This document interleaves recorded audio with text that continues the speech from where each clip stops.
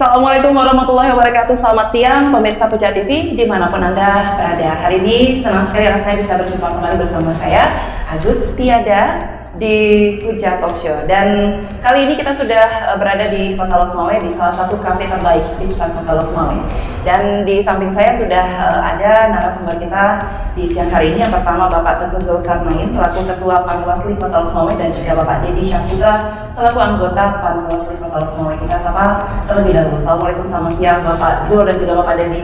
Waalaikumsalam warahmatullahi wabarakatuh. Oke Pak, ini baru tiba dari Jakarta nih Pak ya? Iya. Boleh diceritain sedikit dari Jakarta, kemudian nanti katanya mau kemana dulu lagi? Boleh cerita sedikit ke pemirsa Puja TV Pak? Jadi bulan ini termasuk yang sangat panjang perjalanan keluar daerah. Sejak tanggal 4 kita ada Rakornas di Bali.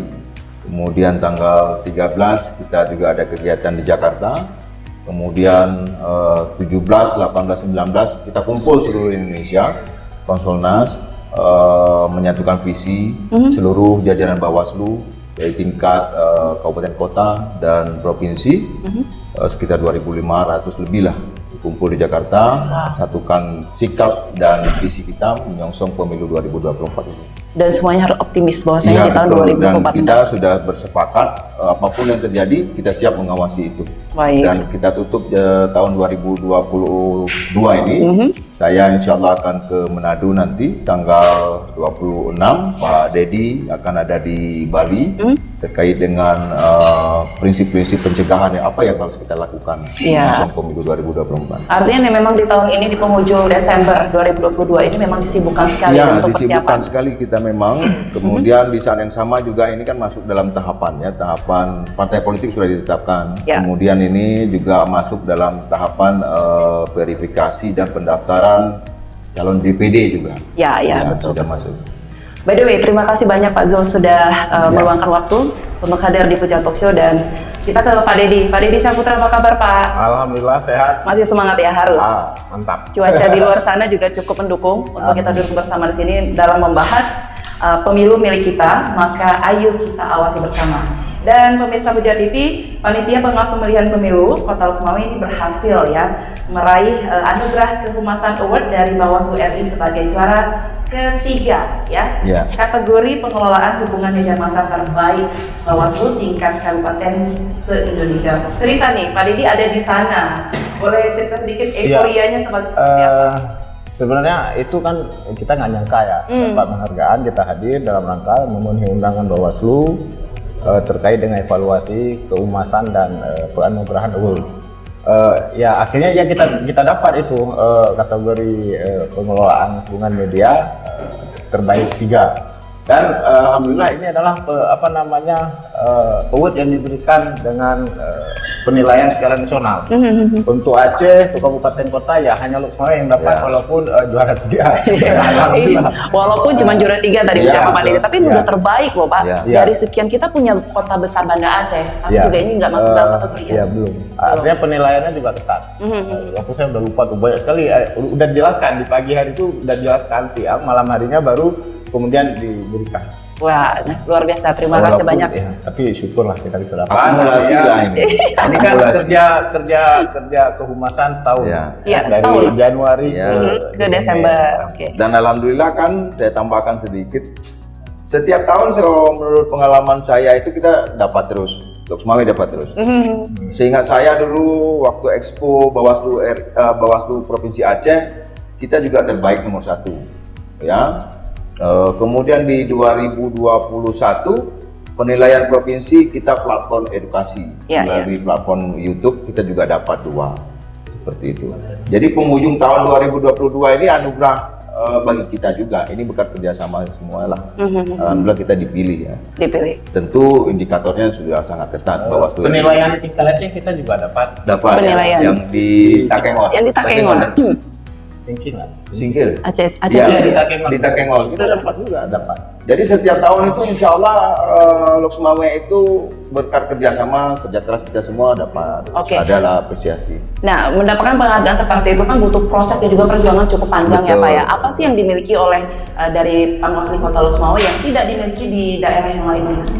Sehingga ini keluar sebagai nama pemenang begitu. Iya, mungkin keseriusan ya, bukan berarti teman-teman tidak serius. Kita sudah sepakat bahwa kita sebagai penyelenggara disumpah dan itu terikat. Maka kita harus mengikat diri dengan janji-janji yang sudah kita ucapkan itu. Setuju. Apalagi itu janjinya dengan Allah kan. Gitu. Jadi tidak boleh main-main. Jadi kerja kita itu all out kerjanya. Kalau misalnya diminta untuk menyampaikan informasi kepada masyarakat, ya kita all out sampaikan. Kemudian berinteraksi dengan partai politik peserta pemilu, ya kita sampaikan. Kemudian dengan media juga kita berhubungan baik.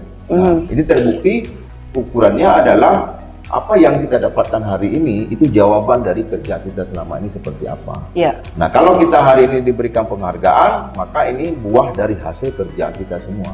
Nggak mungkin dong kalau misalnya kita nggak bekerja tiba-tiba dapat anugerah ya seperti itu. Jadi pertanyaan besar dong. Nanti ya, jadi ada apa ini gitu kan. Nah, kami juga ucapan terima kasih lah ya kawan-kawan media selama ini support, memberitakan, menginformasikan, dan itulah kewajiban kita semuanya seperti itu. Baik, ini luar biasa sekali ini Pak Dedi, terima kasih banyak untuk kehadiran Anda dan juga Bapak Jo. Oke, ini pemirsa, hari ini kita bersama Panwaslu Sumawe ini dilaksanakan untuk mengetahui sejauh apa sih persiapan yang telah dilakukan dalam menghadapi Pesta Demokrasi Pemilu 2024 mendatang.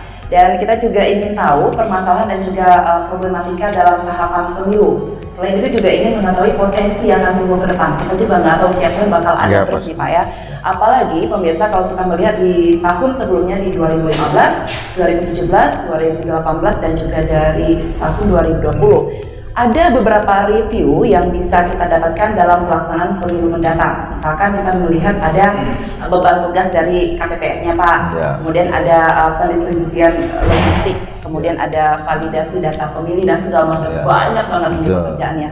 Jadi kita berharap hari ini pemirsa Hujan TV dimanapun berada bisa mendapatkan informasi yang aktual dan juga terpercaya langsung dari Pak Tengku Zulkarnain dan juga Bapak Dedi Syahputra ya.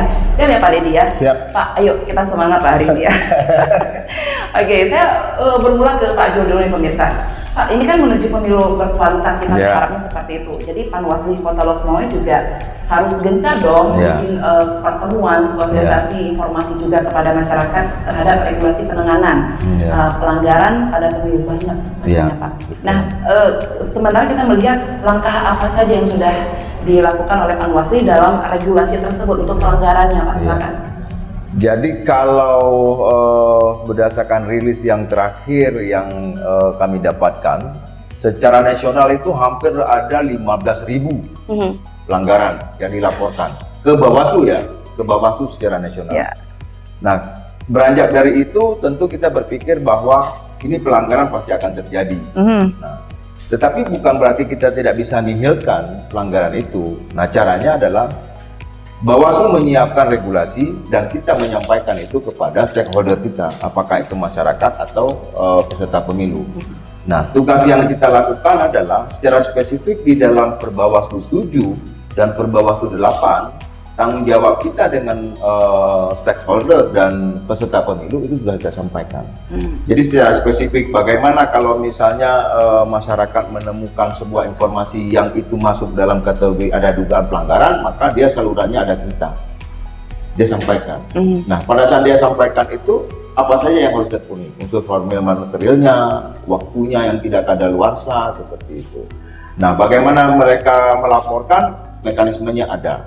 Nah, kemudian Bawaslu yang memiliki sumber daya yang lebih banyak dibandingkan kita, mereka menyiapkan satu aplikasi yang memudahkan masyarakat untuk melapor secara online.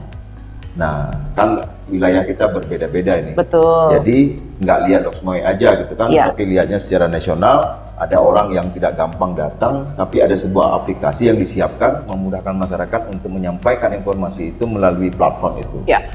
Nah, ini sudah kita sampaikan semua kepada masyarakat. Sudah berhenti? Belum tentu belum berhenti. Karena partai peserta pemilu baru ada di tanggal 14 kemarin diumumkan. Nah, kita setelah ini akan terus panggil peserta pemilu untuk kita sampaikan secara lebih spesifik lagi tentang mekanisme pelaporan. Kemudian sigap lapornya sudah siap ini untuk disampaikan. Nah, semua yang terkait dengan regulasi ada kepastian hukum, punya kewajiban Panwas di Kota Loks Mame siap dan siap itu harus sampaikan secara detail kepada masyarakat, dan itu sudah kita lakukan. Oke, baik. Nah, Pak Dedi, tadi kan disampaikan sama Pak Jo bahwasanya di Perbawaslu yang tertuang di nomor 7 dan juga nomor 8 terkait dengan penanganan temuan dan juga pelanggaran pemilu. Nah, apakah dari peserta juga tahu sanksinya seperti apa nih Pak Dedi? Dan kita melihat jika ada pelanggaran tersebut, seperti apa sih bentuk sanksinya? Tahan dulu ya Pak Dedi ya. Boleh. Oke, baiklah pemirsa, kita akan segera kembali setelah pesan-pesan berikut ini. Tetaplah di Puja Talk Show.